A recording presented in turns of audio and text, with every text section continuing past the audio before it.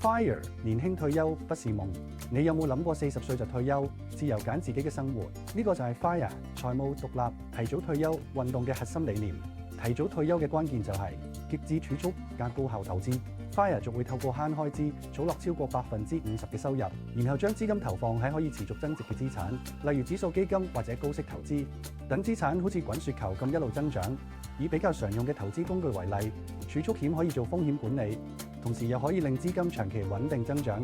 年金就可以確保退休之後有被動收入，基金同股票就可以按風險承受能力靈活配置，捉住市場機會，提高回報。